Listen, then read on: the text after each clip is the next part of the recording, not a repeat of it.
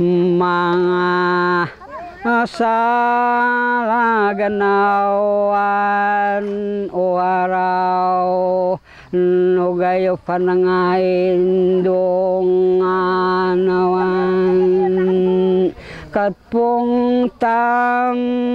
nanumayan ngayon ton pagbatbatan hawagualan ariwan nakasiwalo sudan ubay mas kinagdoyan tutdayo pagbulo na nakaraom balawan